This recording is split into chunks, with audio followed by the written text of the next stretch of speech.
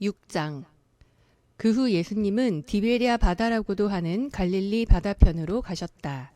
그러자 많은 군중이 병든 사람을 고치는 기적을 보고 예수님을 따랐다. 예수님은 산으로 올라가 제자들과 함께 앉으셨다. 마침 유대인의 명절인 유월절이 다가왔다. 예수님은 수많은 군중이 자기에게 몰려오는 것을 보시고 빌립에게 이 사람들을 먹일 만한 빵을 우리가 어디서 살 수 있겠느냐 하고 물으셨다. 사실 예수님은 하실 일을 미리 다 알고 계시면서도 빌립의 마음을 떠보려고 이렇게 물으신 것이다. 빌립은 예수님께 한 사람에게 조금씩 나누어 준다고 해도 200데나리온어치의 빵으로도 부족할 것입니다 하고 대답하였다. 이때 예수님의 제자인 시몬 베드로의 동생 안드레가 예수님께 이렇게 여쭈었다.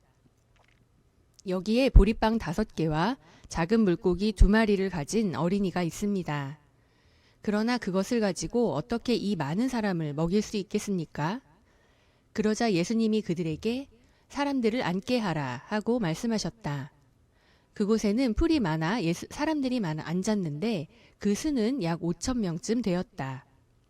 예수님은 그 빵을 받아들고 감사 기도를 드리신 다음 앉은 사람들에게 원하는 대로 나눠주시고 또 물고기도 그렇게 하셨다. 사람들이 모두 실컷 먹었을 때 예수님이 제자들에게 남은 조각을 거두고 버리는 것이 없게 하라 하고 말씀하셨다. 그래서 제자들이 남은 조각을 거둬보니 보리빵 5개로 먹고 남은 부스러기가 12광줄이나 되었다. 예수님이 베푸신 이 기적을 보고 사람들은 이분이야말로 세상에 오실 바로 그 예언자이시다 하고 외쳤다. 예수님은 그들이 강제로 자기를 잡아 그들의 왕을 삼으려 한다는 것을 아시고 혼자서 다시 산으로 올라가셨다. 날이 저물자 제자들은 바닷가로 내려가 배를 타고 건너편 가버나움을 향해 떠났다. 날이 이미 어두워졌는데도 예수님은 아직 제자들에게 돌아오시지 않았다. 그때 강한 바람이 불어 파도가 일기 시작했다. 제자들이 배를 저어 4에서 5km쯤 갔을 때 예수님이 바다 위로 걸러오셨다. 배로 가까이 오시는 예수님을 보고 제자들이 무서워하자 예수님은 그들에게 나다 무서워하지 말아라 하고 말씀하셨다.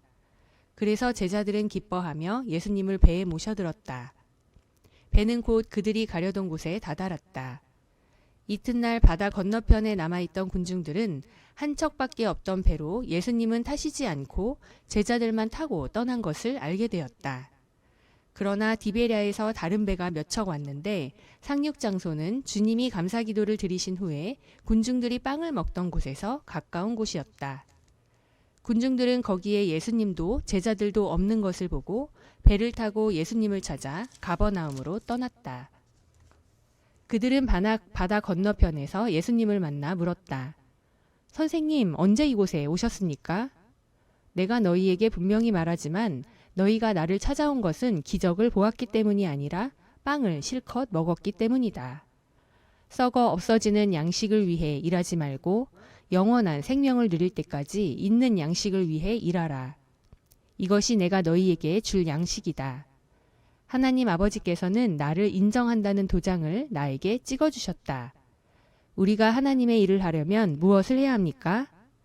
하나님이 보내신 자를 믿는 것이 하나님의 일이다.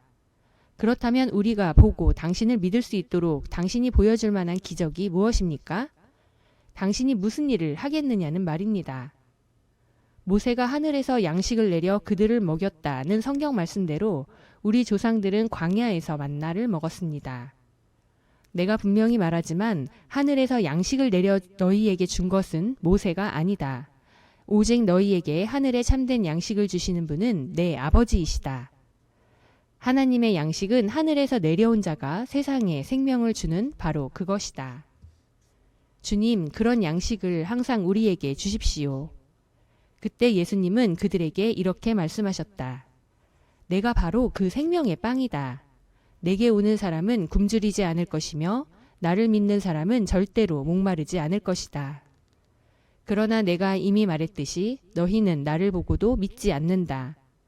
아버지께서 내게 주시는 사람은 다 내게로 올 것이며 내게 오는 사람은 내가 절대로 쫓아내지 않을 것이다. 내가 하늘에서 내려온 것은 내 뜻을 이루기 위해서가 아니라 나를 보내신 분의 뜻을 이루시기 위해서이다. 나를 보내신 분의 뜻은 그분이 내게 주신 모든 사람을 하나도 잃지 않고 마지막 날에 다시 살리는 그것이다. 사실 내 아버지의 뜻은 아들을 보고 믿는 사람마다 영원한 생명을 얻는 것이다. 그리고 나는 마지막 날에 그들을 다시 살릴 것이다.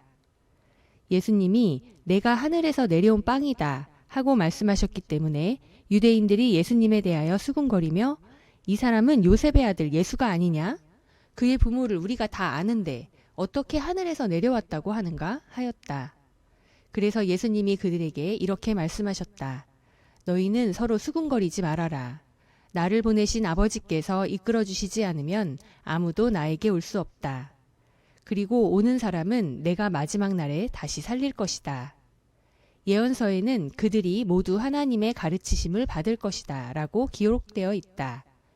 아버지의 말씀을 듣고 배운 사람은 모두 나에게 온다. 이것은 아버지를 본 사람이 있다는 뜻이 아니다.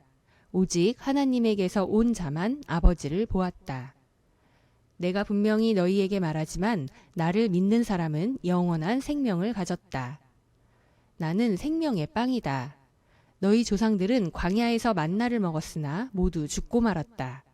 그러나 하늘에서 내리는 양식을 먹는 사람은 죽지 않는다. 나는 하늘에서 내려온 살아있는 빵이다. 누구든지 이 빵을 먹는 사람은 영원히 살 것이다. 이 빵은 곧 세상의 생명을 위해 주는 내 살이다. 그러자 유대인들은 이 사람이 어떻게 자기 살을 먹으라고 우리에게 줄 수 있겠는가 하고 서로 논쟁하기 시작하였다. 그래서 예수님은 그들에게 다시 말씀하셨다.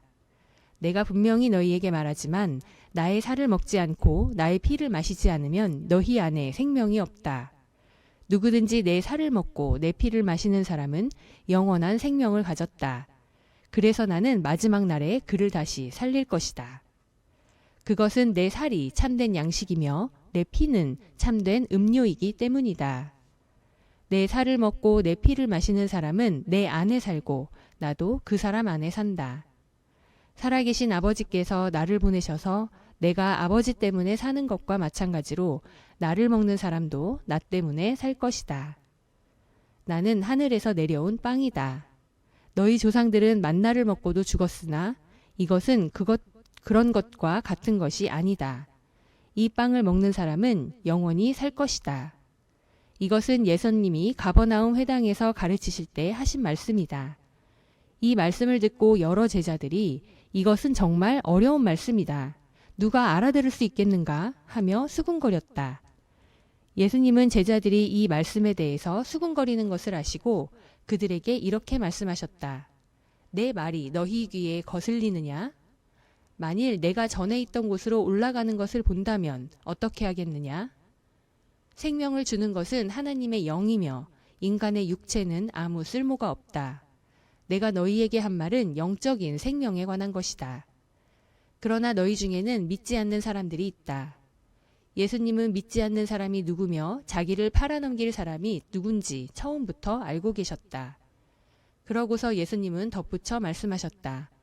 그러므로 내가 너희에게 아버지께서 오게 해주시지 않으면 아무도 나에게 올 수 없다고 이미 말하였다. 이 말씀을 듣고 많은 제자들이 예수님을 떠나고 다시는 그와 함께 다니지 않았다. 그래서 예수님이 12제자에게 너희도 떠나고 싶으냐? 하고 물으시자 시몬 베드로가 이렇게 대답하였다. 주님, 우리가 누구에게로 가겠습니까? 주님에게는 영원한 생명의 말씀이 있습니다. 우리는 주님이 하나님의 거룩하신 아들이라는 것을 믿고 알게 되었습니다. 그때 예수님은 내가 너희 12를 선택하지 않았느냐? 그러나 너희 가운데 한 사람은 마귀다 하고 말씀하셨다. 이것은 가룟 사람 시몬의 아들 유다를 가리켜 하신 말씀이었다. 그는 비록 12제자 중 하나였으나 예수님을 팔아넘길 사람이었다.